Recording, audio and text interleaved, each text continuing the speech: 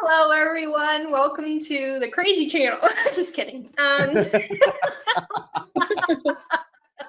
Welcome to the Very Serious Science Talk channel. I'm your host for now. I'm just kidding. Good evening, everyone. I am sorry if this is the first time that you are attending a LumCon Science Talk. Opening with that. I know we have a lot of brand new viewers attending tonight. So the way we communicate with the audience is through the question box. So those of you who are familiar with the question box will know where that is. Those of you who do not, you can find the question box in your control panel or dashboard, whatever your system is calling that. And that's the little thing that pops up on the side of your screen.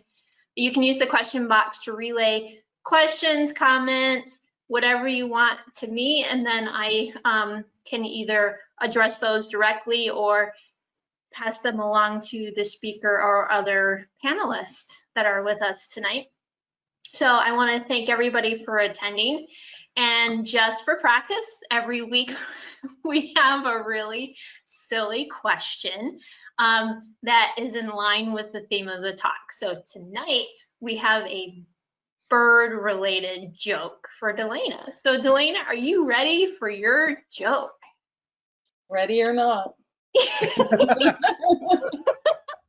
Probably not. And I picked this one because you're a birder, okay? So you have to get into that frame of mind. How do you catch a unique bird? Ooh.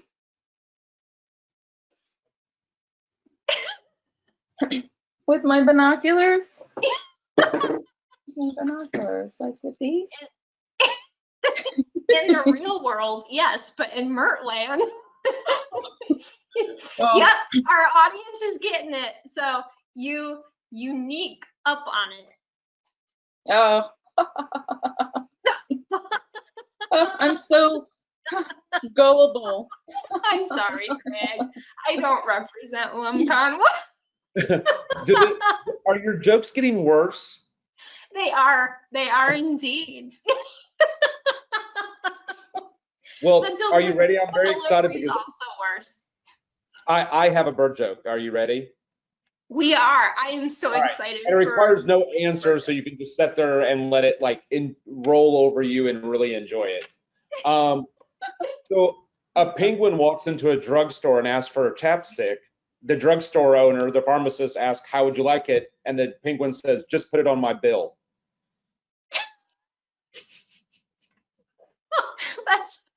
That's awful. Yeah. But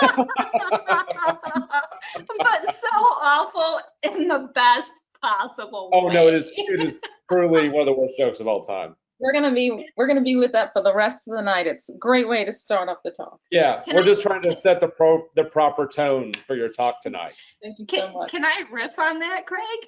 Oh, please. I don't know. Maybe we should ask Delaina what she would like. It's as bad as a Steven Seagal movie. All right. I'm done. All right, you're out of here. You're out of here. Our audience is getting in on the jokes. This is awesome. I'm sure. All right, I'm going to turn it over to you, Craig, before I do real damage. Thanks, Kurt. You're welcome. Well, good evening, everybody. Thank you for joining us for the LumCon Online Science Series. I hope I find you and your family and friends safe and in good health this evening. I'm Craig McLean. I'm the Executive Director of LumCon, aka the Louisiana University's Marine Consortium. Every Thursday night at 7 p.m. Central, we're inviting a Louisiana scientist to share their research, and we'll give you the opportunity to listen to and ask questions of some truly amazing people doing some truly extraordinary science. And I hope you will continue to join us each and every week as we explore more of the world from the comfort of our homes. And you can find more information about the complete series at our website, lumcon.edu. Just scroll down on our homepage to the link under news and events. Also, if you're enjoying this lecture series, please don't hesitate to visit that large donate button at the top of our website and make a contribution that allows us to keep this series going. So tonight it's my privilege to introduce Delaina LeBlanc. Delaina is the Migratory Birds Coordinator for the Barataria Terrebonne National Estuary Program, or BTNEP, which is also part of LUMCON. She has worked with the program since 2007, conducting coastal bird research that serves in the protection of habitat for migratory and resident birds. Research focuses on restored coastal habitats and the potential effects on shorebird and seabird populations. She earned her MFA from Florida State University, and I will turn it over to you, Delaina. Thank you so much for joining us tonight. I'm really looking forward to the talk. Thanks, Dr. McLean. Okay.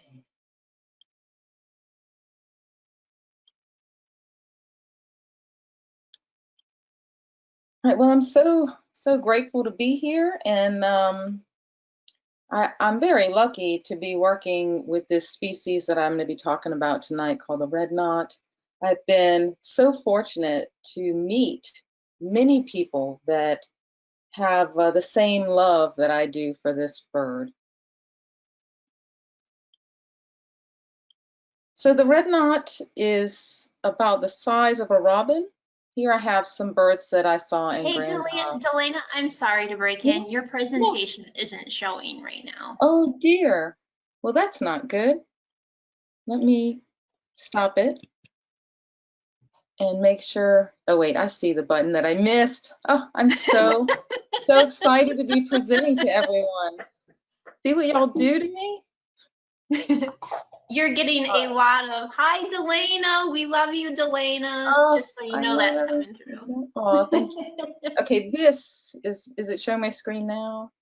Yes, it is.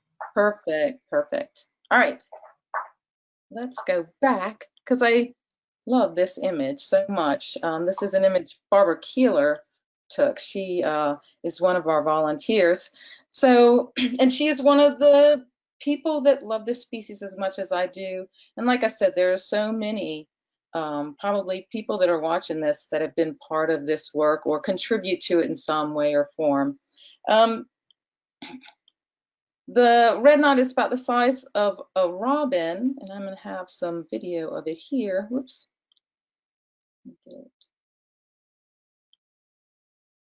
Okay, my video didn't work, but that's okay because I have these beautiful birds right in front of you. This bird flies up to 9,300 miles during its migration. It's one of the longer distance migrants, and that's what makes it so exceptional about how it connects people and places. This particular slide will show the several plumages. So you have some birds that are full red breast, and those birds are ready in their breeding plumage for getting to the breeding grounds. And there are other birds that are more gray. They're not quite there yet. This is about almost the last week of April. Then we have this image, which talks about, it shows the different subspecies that exist in the world of red knots. There are 6 of them. We're going to focus on the 2 that are in the Americas. So the Rosellarii, it breeds in Alaska, and it'll winter along the California coast, Mexico, and the northern part of South America. The rufa subspecies is the one that is most prominent that we have in the Gulf of Mexico, and it's breeding in the Canadian Arctic and will winter in South America as well. So these birds are feeding in the intertidal zone where there's nice, soft, easy to probe sand where they can get some prey items for them to eat. They typically are feeding in the spring before they leave because they need to put on enough weight in order to get to the breeding grounds in time and to successfully reproduce. So what are they eating on our coast? They are going to be eating things like small edible marine bivalve mollusks. These are called donacs, are also known as coquina clams.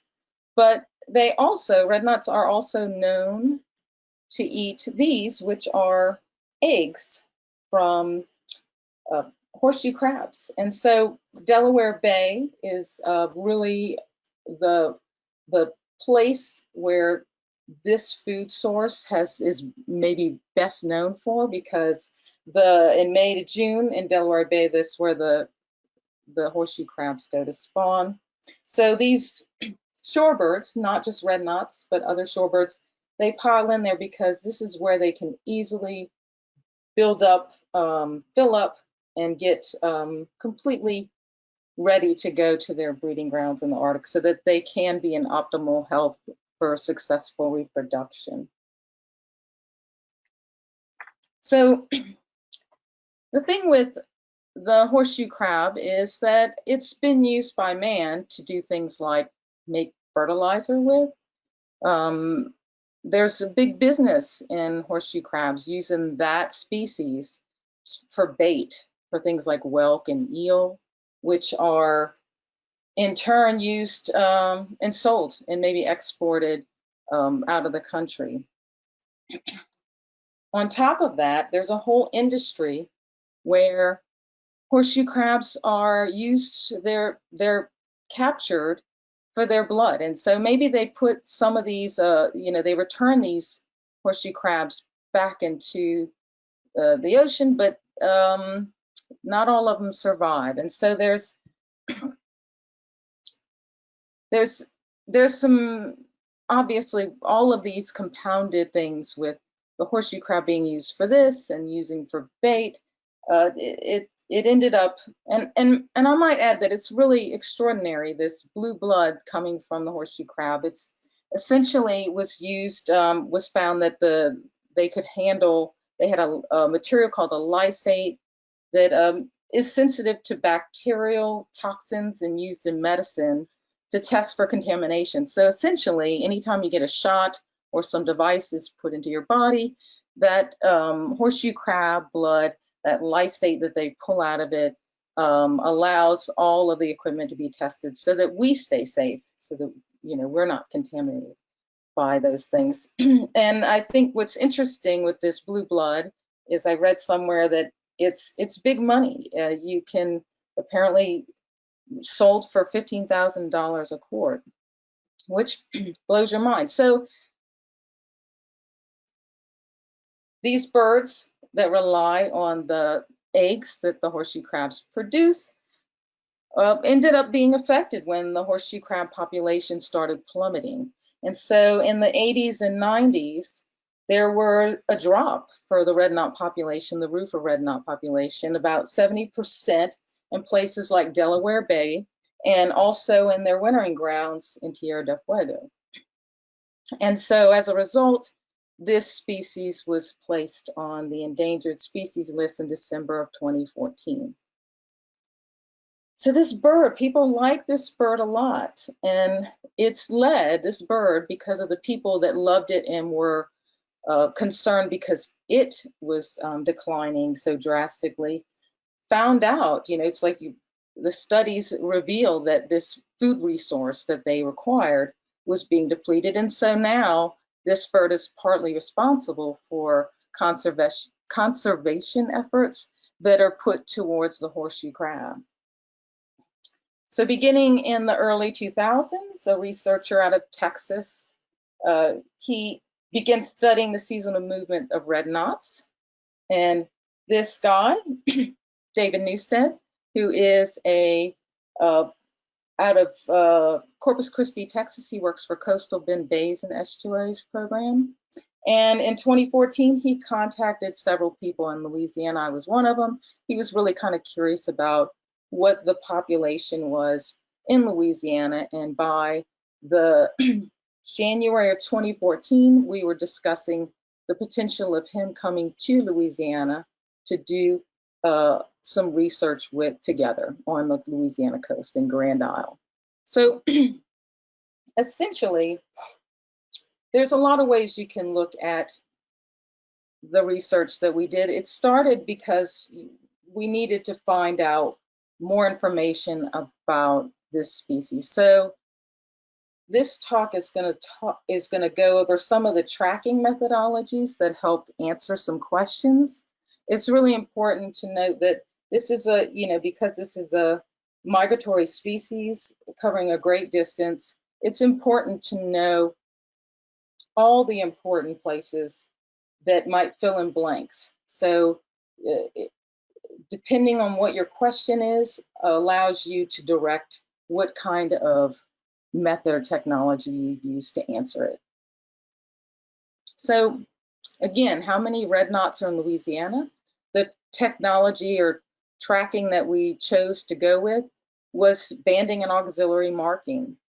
So bands here, I don't know if anyone's familiar with these silver bands around the orange. I guess it's a soft piping. It's a pretty much unique numbers that are each band has, and it's USGS puts it out. And so it's a tracking device in that if someone were to capture a bird again, they might be able to read that and find out a history of that bird.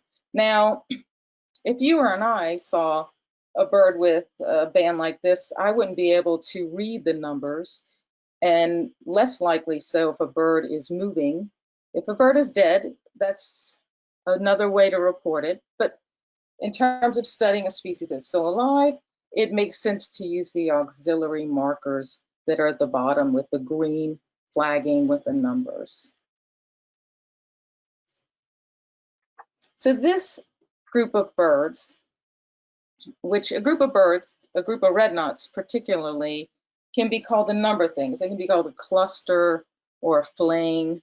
My personal favorite is a tangle. This tangle of knots here in front of you is resting. They appear to be really easy to capture. However, if you were to try to trap them, you would have to set up a device to do that, and that would disturb them. And these birds, since they don't go to the same place every time, you couldn't set up the trap ahead of time. So we need to capture them in a different activity. So if they are really focused on feeding, then it's easier for us to set up a trap and then gear them towards that area. So this image is David. We found a group of red knots, and now we're setting up a cannon net. That's the box that is right next to that yellow thing. And so it's wired up. There are sticks that are placed now because this cannon net has projectiles that will be cannoned out where the net will fall over the birds. So David is pushing the birds into the area. I'm not sure if you can see the wiring, and the birds are flying over the trap. Now those birds aren't the ones that we actually want. Those are willets, and those are trouble. Now there's a small group of birds on the left-hand side of this screen, and those are the red knots. So when things are safe enough for those birds to be captured, David will say, charge and fire. And as soon as that happens, everyone runs to that net. People take the net out of the water and begin extracting the birds out of the net. And then once the birds are out of the net, they place them in this nice canvas holding container. There is a whole team of people for these efforts. So there's someone that is scribing, writing down data. There's someone that's putting the bands on the birds, taking measurements such as mass, and even collecting feathers, which can be used for isotope analysis. And pretty much, there's something I read where they described isotope analysis, stable isotope analysis is principle you are what you eat. So that feather collected, wherever that bird was eating, it's going to indicate that location. So it's a specific covert feather on the wing. So we can collect a number of things that are listed here. We don't always collect all of the things. You have to make sure that the interest in keeping the birds safe is the most important thing. And we won't collect anything that we won't use. So there was blood collected on one trip, but that was specific to answering a question about contaminant levels. So once the bird is banded, we go ahead and hold that, we glue the auxiliary band. So we're holding that, making sure it's on there. and everything is properly put on before we release the bird. And I guess this is, I'm going to ask Mert. I went ahead and put together a poll because I wanted to see if anyone could guess. I have a multiple choice question that I put together about how many red knots did the Louisiana Red Knot Project from 2014 to 2019 actually banned. All right, Delaina, I'm going to launch the poll. For those of you who are in the audience, as soon as I launch the poll, you'll be able to click on the little circle that's next to the answer that you think is correct. So when you're ready, just submit your answer and we'll be monitoring from this side. So I'm going to go ahead and launch that poll now.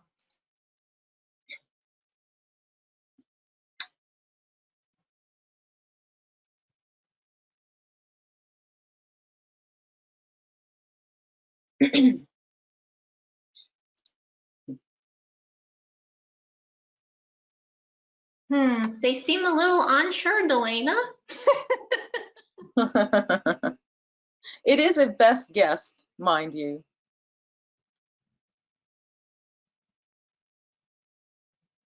All right, I'm going to give you guys 15 more seconds. I should mention too that for these projects, we have 1 week a year for each year where we are trapping in Louisiana. So David Newstead will travel with his crew to our coast, and for a week, just a week, we have to find red knots, set things up, and capture birds to put markings on. All right, you guys, I'm going to close the poll.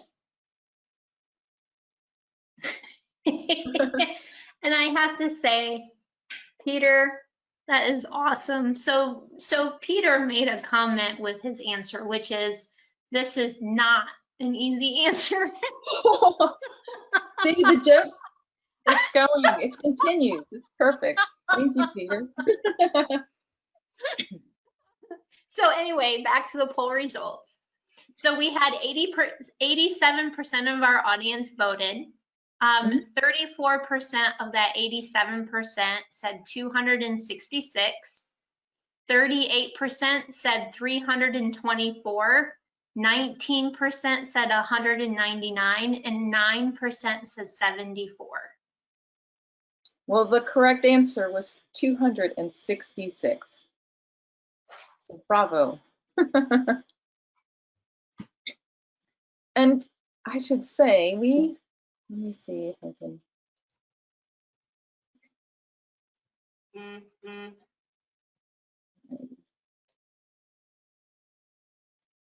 So let's see. Oh, there we are. So after there's a tradition with this trapping effort, the first capture, we celebrate. We usually, these efforts are very prolonged. They're not quick because usually you have birds that are moving. The birds might completely fly away. You have to pick up traps and then reset them. And so we always allow ourselves a reward for the trapping. So with the auxiliary marking, this data is, this is a great illustration of what it allows us to learn. So this particular picture was taken in, I think, 2017. So the shirt that it's against is a t-shirt that was made after the very first trapping effort, and all of the band combos from that year are on this shirt. So from 2014, A09 was originally banded and it was recaptured in 2017, which tells us that that bird has survived for 3 years. So this is going to give us auxiliary banding, allows us to learn about survivability of individuals. And then we have bird banding reports. So anyone in the audience can report if they see a bird with a flag on it, they can report it somewhere. This particular place is bandedbirds.org. And so we captured a bird and banded it 172 in Grand Isle in 2017.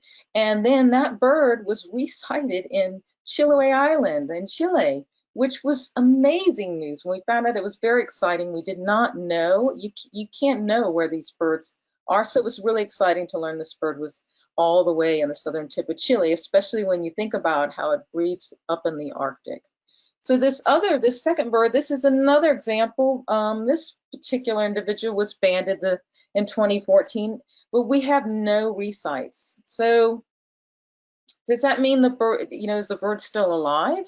Or is it in a location where it's never been resighted? We can't know, but this is maybe part of the downside of the auxiliary marking.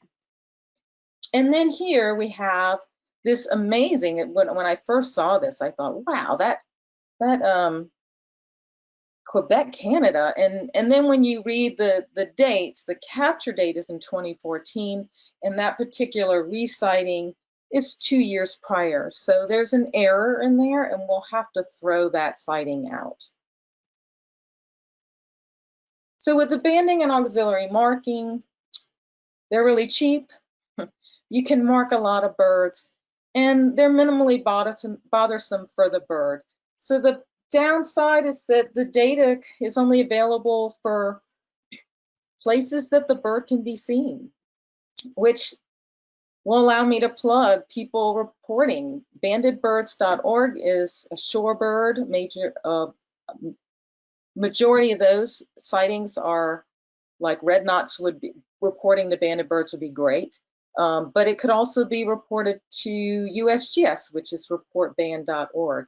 And I think I could speak for David. We're so excited when people do report. It really does add tremendously to the research. So another question is, how long does it take for these red knots to arrive from one location to another? And you can track birds using technology of VHF radiotelemetry. So these are nanotags. On the left side of the screen, you can see a little tower, and right next to it is a small nanotag. These devices are lightweight. They can be put on a bird or even an insect like a butterfly, and all that has to happen is that the bird or the insect or whatever's tagged needs to be within 14-kilometer range of one of these towers for it to pick up the device that it has, which transmits and broadcasts unique pulse signals that are going to be recorded on and downloaded in a computer that's attached to that tower. So this is a map that represents all of these towers, these tracking towers that are around the world. I mean, they're in a lot of places. So this is technology that my organization, along with Louisiana Division of Wildlife and Fisheries, joined together to put up a number of towers along the Louisiana coast. And as you can see in this picture, we don't have a solid, there's these little, it's almost like a flower petal. That's the range that the tower will reach. And in Texas, it's really solid. In Louisiana, we have maybe more difficult situation in that we have a lot of open water and it's very difficult to get to these places. So I think what we have is really as best as it can be set up. And we did work with some researchers out of Saskatchewan, Canada, and they were looking at, they did a study where we put nanotags on red knots and sanderlings. And here's a nanotag that's being put on the upper back of a red knot. It's glued on to the bird. And so when the bird, we don't have to recapture this bird to get that device off. When the bird molts its feathers, which they do once a year, it'll fall off naturally. So again, we worked with University of Saskatchewan, and they did a study between with the Texas birds and with Louisiana birds, and they were interested in how long it would take for birds to fuel and then to depart and fly north. So they had a tower up in Saskatchewan that recorded things. We had towers down here. And what they did learn was that Louisiana birds were delayed compared to those in Texas. And there could be multiple drivers to that. It might be about food supply. It could be about migration patterns. It could be about contaminant levels. Those are all things that are future things that we can look at and ask those questions. So this bird, and you can see the antenna hanging on the back, it's about ready to be released, and these birds were not bothered. I think other species might be, like I think Wilson's plovers are really feisty birds, but red knots were very tolerable of the device. However, this tower, was damaged by a strong windstorm in the wintertime. It wasn't any tropical or it was just a storm with a very strong north wind. And it was as if someone went up to the device and just bent it in half. So these things are really anchored to the ground. And this was an exceptional thing that happened. But again, that's part of working. These are, this is an inexpensive technology where a lot of birds can be marked, and you're going to get some data, but there are some issues with maintaining a tower, and then how much effort and cost go into getting that information. So then we get into 2017, and we're asking, where are red knots wintering?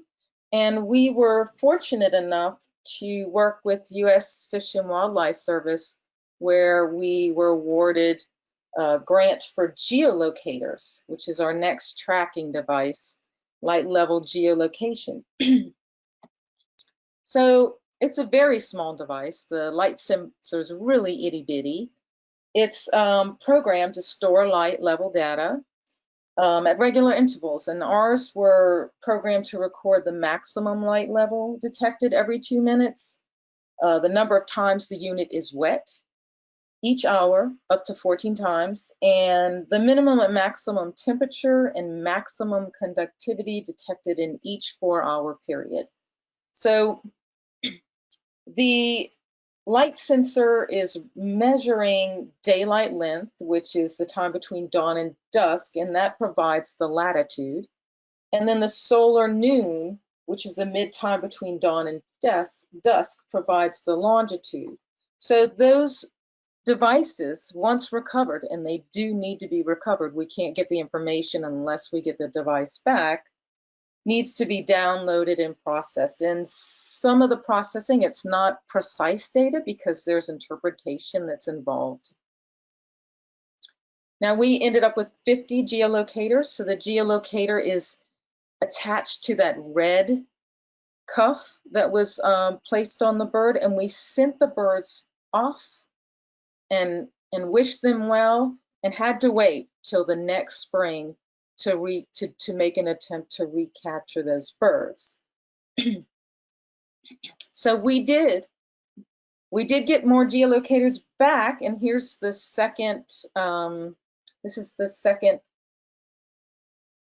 for Mert to put up another quiz. So my thing is like, how, if you could guess, and some people might know because they talked to me prior to this, how many geolocator devices do you think were recovered within the 2 years after these devices were put out? So they were put out in 2017.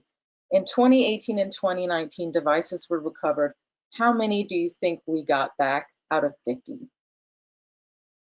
All right, everyone, I'm launching the poll now, and I'll give you about 45 seconds to answer. Here it goes.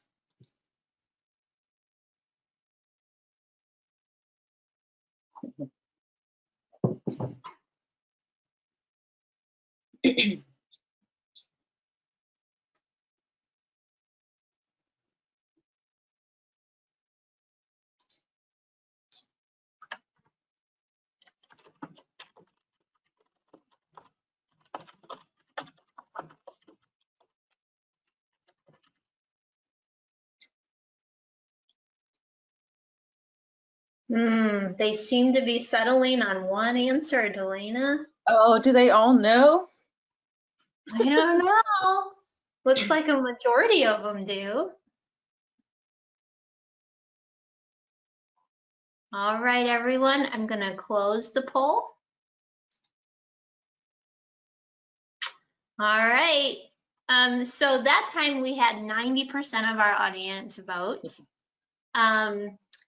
4% said 1, 52% said 10, 33% said 4, and 10% said 27. Oh, that's very interesting. So the first year that we went out to recover devices, we had 2 devices. We got 2 devices that year. Now, later in that year, another researcher got another device back and returned it to us. So that's 3 devices. And then the second year, we worked the whole week and really tried to target even this one bird that we kept seeing over and over again. And we never got that bird, but we did get another geolocator. So very interesting to hear the results of that. And I really wish I could say 10, but unfortunately I can't. However, let's look at some of the things that we found with these devices. So 180 was that bird. The device was deployed in out of Grand Isle, and the bird flew to James Bay, where it stayed for 9 days, and then it went to the Arctic, where it stayed 38 days, and flew back to James Bay, where it stayed another 22 days, refueling and resting before it flew directly to Panama. And that's where it overwintered for 259 days.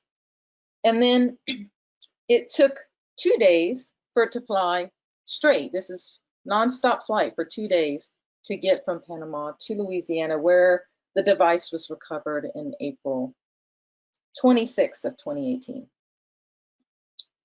The next bird, LA-198, it also flew to James Bay, where it stayed 11 days before spending 38 days in the Arctic. However, instead of going back to James Bay, it went to the Hudson Bay Nelson River Delta, where it stayed for 14 days, and then decided to come back to Louisiana, because who doesn't need a little more boudin, right? Then it flew to Ecuador, where it wintered for 209 days before spending 3 days to fly back to Louisiana, where the device was recovered on April 28th. Now, this last bird that was recovered by the device recovered by another researcher, the bird left Louisiana and it flew to James Bay, where it stayed for 5 days before going to the Arctic. After it spent time in the Arctic, it returned to James Bay, where it spent almost a month. And then after that, the bird takes 6 days to pass over the Amazon basin and the Andes Mountains to stop over in Peru for a few weeks before it flies over to Chiloé, Chile. Now, from there, Chiloé, it spends its winter in Chile, and then it flies for 6 days straight back to Louisiana. So this bird was really interesting. To our knowledge, this is the first confirmation of a tracking device. of a trans-Andean migratory flight of red knot. So most are thought to either remain on the coast of northern South America or move much further south to Tierra del Fuego for the winter. So this was an interesting bird that was not what you would guess, not a traditional route. And then the bird that we recaptured in 2019, we worked really hard, and we're so glad we got at least one device. But when we went to download, when the data was downloaded, the device did not, it must have malfunctioned. So we can't produce a map the way we can with the other information. The light level data did not work. However, we did have temperature data. We had the wet data, so we could tell if the bird was in water or not. We could see that it actually, when it was flying, the conductivity, so we could see that it actually did make it to the breeding grounds. So light level geolocators are great. They kind of give you a general estimation of where the bird is, with exception of the Arctic. And they give us some information about migratory timing. So even that bird where we don't have a map, we still have temperatures, and we can start associating with where it is in terms of how it progressed to its breeding grounds. Now, the cons certainly we feel in terms of only getting 4 devices. If we could trap constantly and not just within a 1-week period, I'm sure we would have had a higher recovery for that. The next thing that happened, which is not device related directly, except that it goes back to using the auxiliary markers as a tracking device, is that we were awarded generous funding from U.S. Fish and Wildlife Service to conduct census for red knot on the Chandeleur Island chain and in Grand Isle. So this information that we would be collecting is going to include the number of birds that are marked versus unmarked. It's going to give us, we're going to collect the band numbers that'll tell us survivability for individuals. And we're going to also look at ages. So we have younger birds versus older birds. So all that data is going to give us information to get a good number on what the population that utilizes our coast is. And I might add too that, there's recovery efforts going on for this species, and some of the questions that were unknown that were becoming revealed as we were talking about recovery plans is that there was not information. This, we've learned that the Gulf Coast is unique. A lot of red knots travel up the Atlantic coast, and our birds are going from, they're just going straight north. They don't need to go up to not all of them are going to Delaware Bay. So the Chandeleur effort, just to orient some people, Grand Isle is, southwest of New Orleans, but the Chandeleurs is closer to Mississippi, and the geography is hard to get to. It takes at least over an hour to get out there by boat, and it's hard to get surveys done out of there. So we were very excited and feel like it's a great opportunity, because what we had learned and what was known was that there were few survey efforts that were related to a species called the piping plover, where they do winter surveys, and there were red knots that were recorded on those outings. So we did go, and we made an attempt in May of 2019, and we ended up finding out that we had a good number of red knots, and this is during migration, towards the end of when we would expect to find these birds, but over 500, which we thought was pretty exciting. So in January of this year, we went out to the Chandeleurs, And so I have a series of 3 pictures that I'm gonna slowly go through just for you. And I want you to kind of maybe look at these collectively, but it's still gonna be a guess, so I apologize.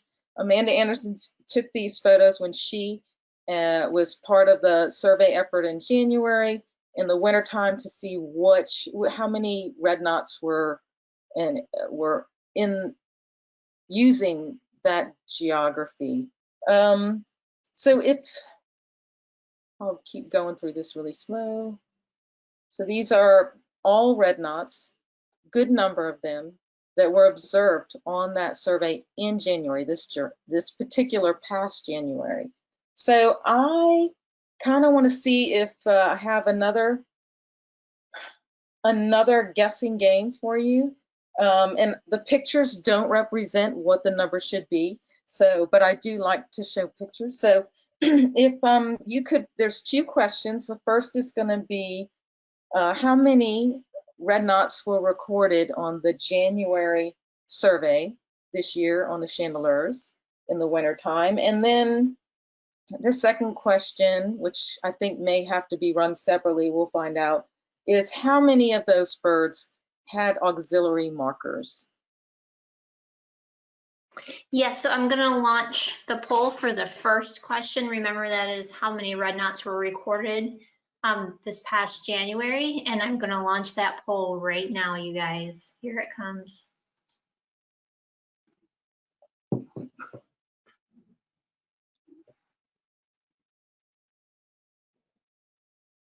So Delaina, while they're submitting their responses to that question, we did have a question that came in, and somebody's looking at their Sibley bird guide and didn't find the red knot. Is it listed under red knot in the Sibley's guide, or is it under a different name? It is listed under red knot. Let me go get it. I'm going to get my Sibley. I love Sibley. It's one of my favorite field guides. I'll be right back. All right, guys, I'm going to give you 15 more seconds to complete the poll.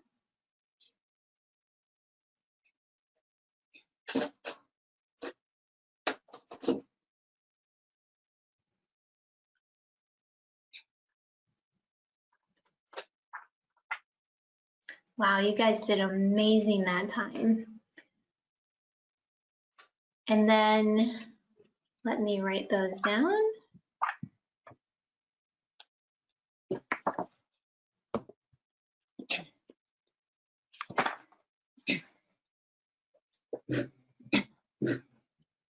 And then I'm going to go ahead and I'm going to launch that second poll, which is for the question, how many were marked with an auxiliary marker? So here comes that poll, you guys.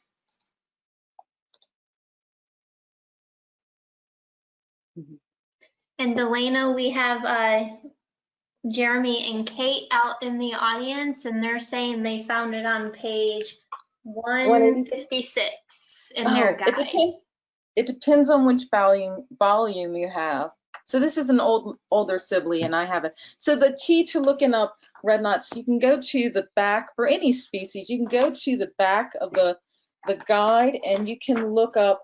You would look under knot. It'd be the quickest way to find the red knot in your field guide, whichever version you have.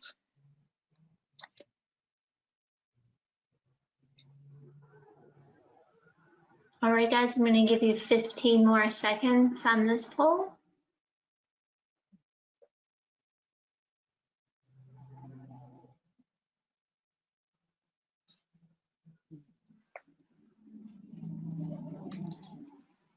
All right.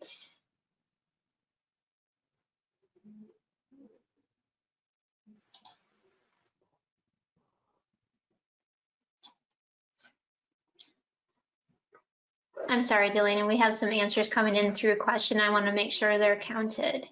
Sure. Okay, perfect. Thank you everyone for participating in the polls.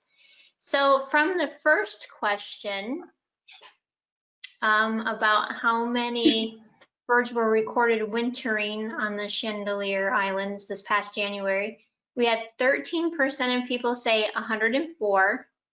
61% said 565, 22% said 2059, and 2% said 75. All right. The amazing number that we had was 2,059 birds. 2,059, isn't that incredible? That is incredible, and that would have probably been my guess, just because the 2059 is kind of a random number. Well, I think there's a lot of ways you can look at it. I might have been like, oh, that's so high, it's surely a trick. That's true. That is very true.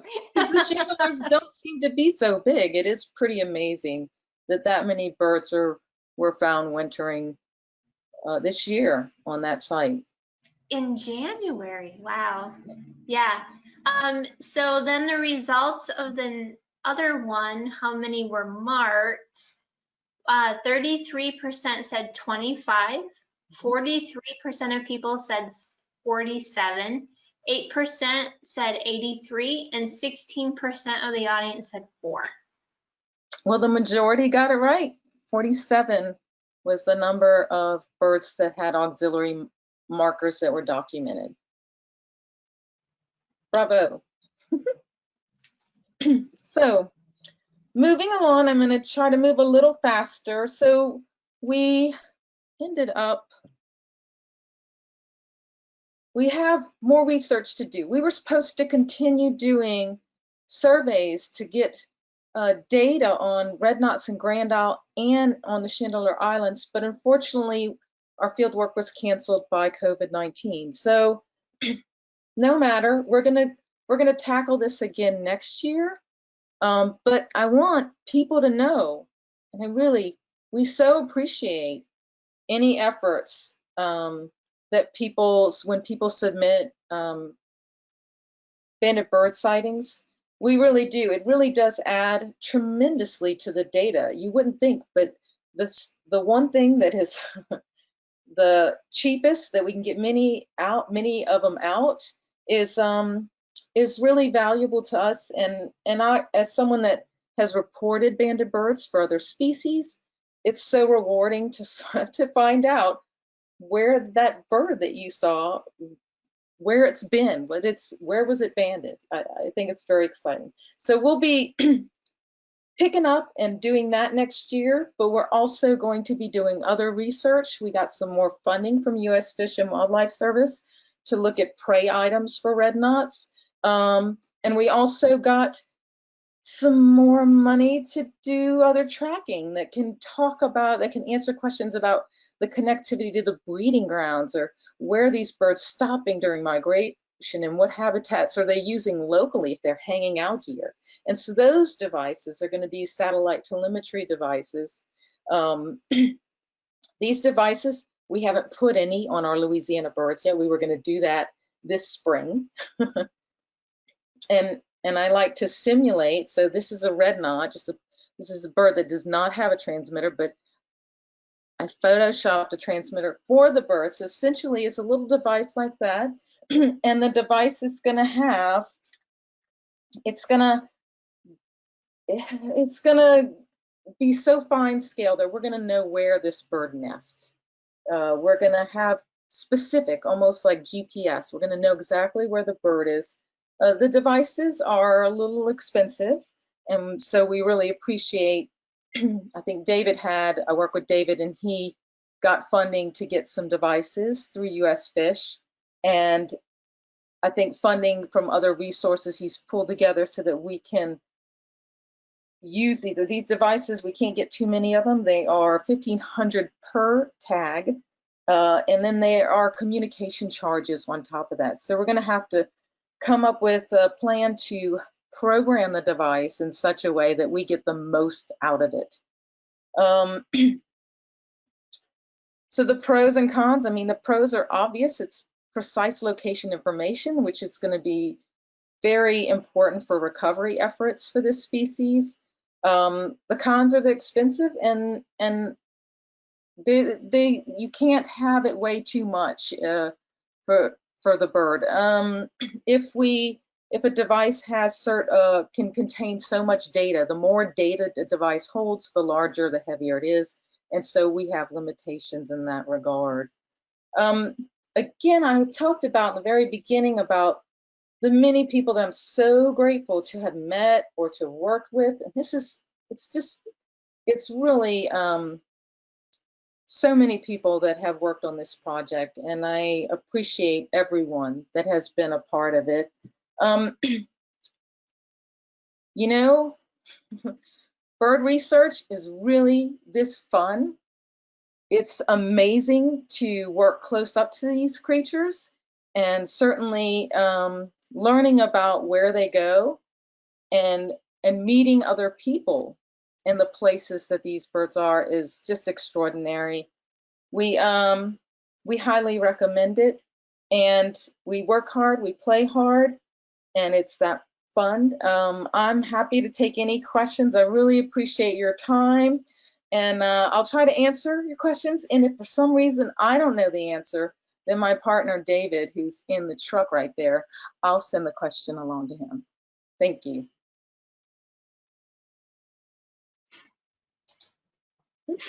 So we have a lot of questions rolling in, and some amazing comments from the Delaina fan club. Oh, I love you all. So, well, I'll start with the ones that we received during your talk while people type in their questions for you. But the first one came from Robert. And then he sent in a helpful suggestion, I will call it, a little bit later. So we'll start with his question. So Robert's question is, when you band birds, do birds notice the bands? Like, are the bands irritating or annoying to the birds? Do they cause issues? The bands, the way that the bands are prepared, the bands are prepared a certain way, so they're actually molded over something that is like the shape of the red knot's legs, so that they fit them. And before we release the bird, we are, the part of having the responsibility of dealing with these species is making sure that you are being very mindful, making sure the band is put on properly before you release it. So we never see birds that are picking at they don't seem to even notice that it's there. They just go on about their business. And that's for red knots. I know there's little feisty small birds that will peck at you. Sometimes they'll pull at their bands. Yeah.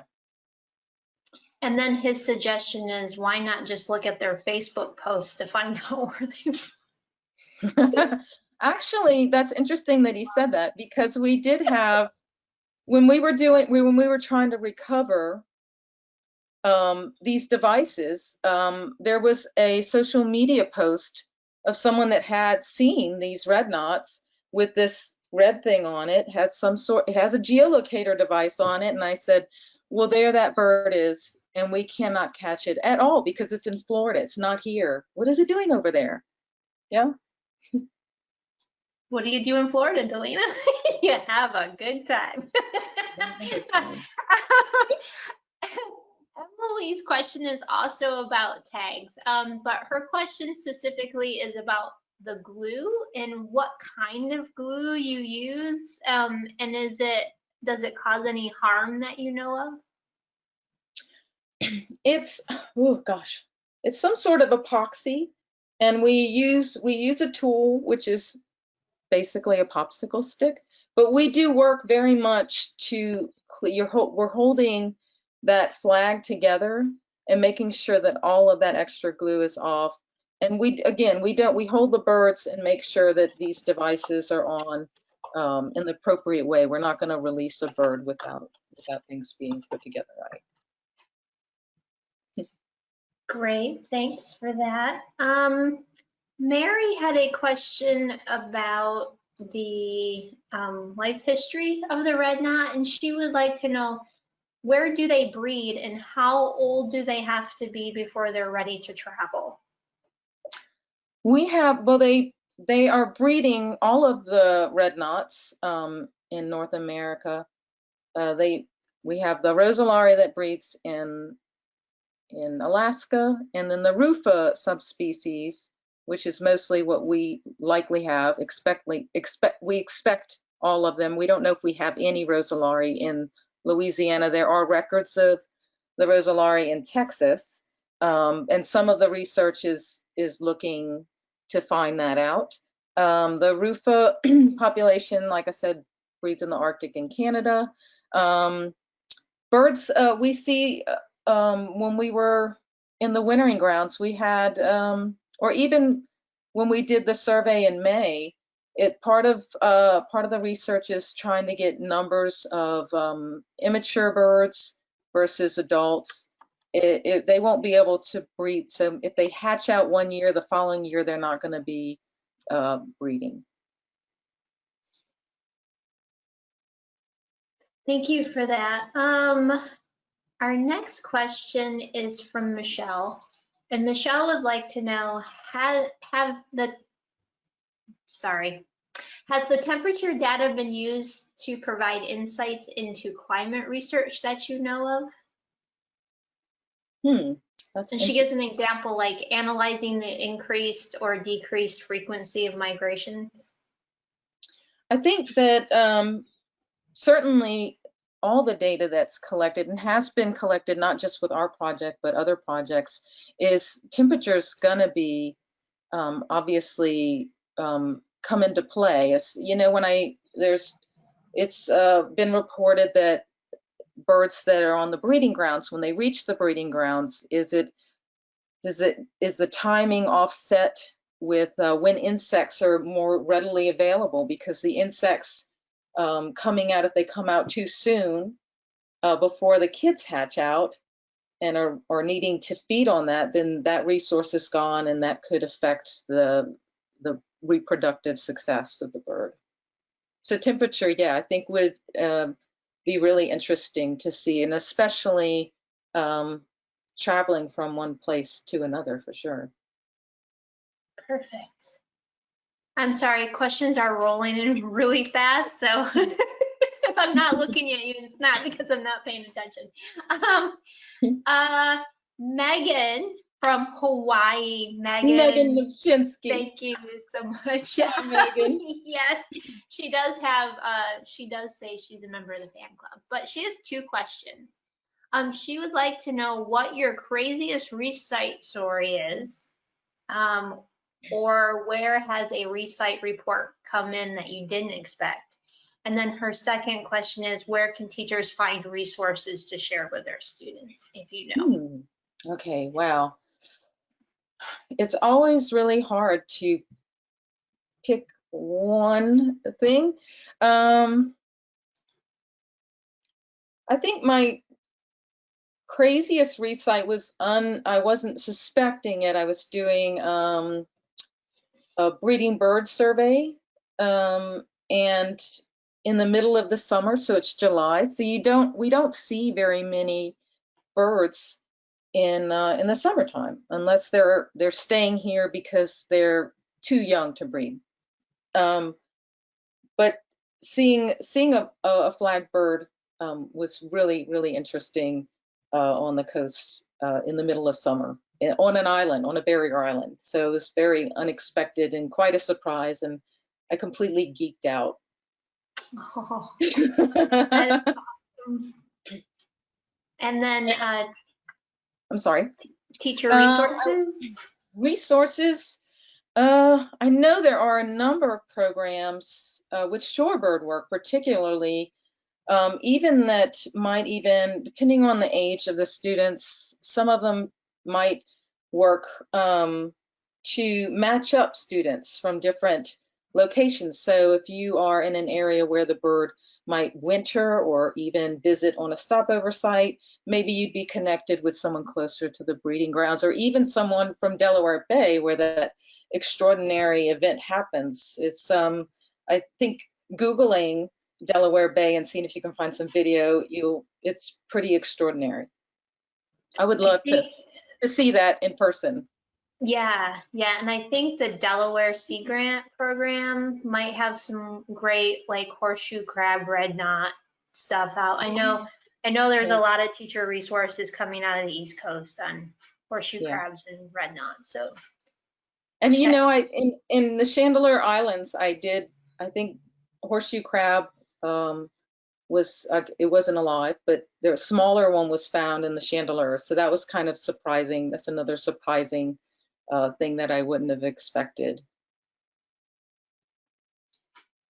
Next question is from Arturo, and he's asking what the biggest factor in red knot decline has been. Is it diminished food sources, specifically horseshoe crab eggs, or have there been other issues with the horseshoe crab breeding grounds or the red knot breeding grounds, such as introduced predators or climate change? That's a great question. Well, they did learn.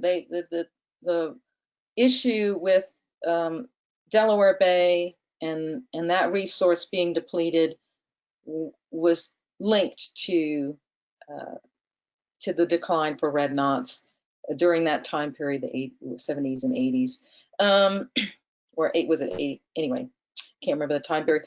But there's so many things we don't know. So this bird that really travels a great distance covers a lot of geography. So some of the things like we have issues with sea change, where the elevation, the oceans are, rising. So it's kind of and then in Louisiana, where the land is sinking, there's a lot of issues. Disturbances are likely contributing to, because coastal cities are where these birds are feeding on shorelines, and people love to be at the beach, and the beach is being developed. So all of these habitats are disappearing, and we're not sure how the bird is going to handle it. In South America too, there's a lot of unknowns. So part of the effort and the technologies that are going to be used are going to help us find out, pinpoint areas. This bird is here. Let's check out this area, see if there's some issue that we can work together and resolve with that place. Perfect. So they answered that question. That was actually a question from someone else too. Do horseshoe crabs have one job, and sometimes I fail at it. Did horseshoe crabs ever historically spawn in Louisiana or in the Gulf? Do you know? I don't know the answer to that. I kind of wondered about that too. They have such a reputation. It's so focused on Delaware Bay, and I think part of that is because the phenomenon of that location, where it's just you can't not see it. They're so it's so prolific that it's well known significantly. But I wonder about like Georgia and other places that have crabs. Surely they're spawning in those places too, but I can't answer that question confidently. I seem to remember when I first moved to Louisiana that people would say they would find horseshoe crabs on the barrier islands, but not Not a lot. Well, I remember large numbers. speaking to Jean Landry, who's partnered with us. She works at the Nature Conservancy in Grand Isle, and she told me that she found a horseshoe crab once. So that was like, but never again. So it's Yeah. in this area we don't see them so much. It'd be interesting to talk to people that might have had an experience like that. Absolutely. I'm going to ask 2 more questions, and then unfortunately, I don't think that we have any more time for questions. But if you want to ask a question, if you want your question asked specifically to Delaina, you have my email, so you can send me your question in an email, and I can make sure that it gets to Delaina. So if we don't get to your question tonight, I'm sorry, it's just a limitation on time. But I want to finish with these 2 questions because I think they're important. So Susanna would like to be reminded of where she should look for red knots on the Louisiana coast. Is it only on the barrier islands? It is not. They actually are.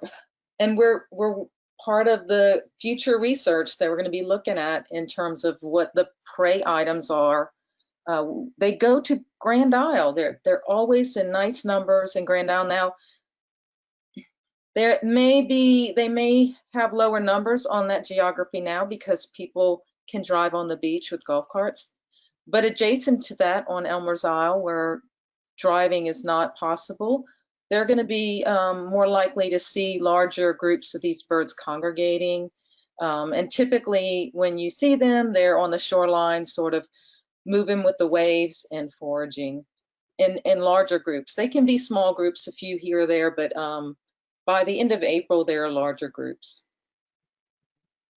And then the last question I want to be sure that I ask, because I think it's important for you as well as the audience member, but Allison is asking, do you need volunteers? So then I will follow that up with, if somebody wanted to volunteer for you, would they be able to, and how do they do that?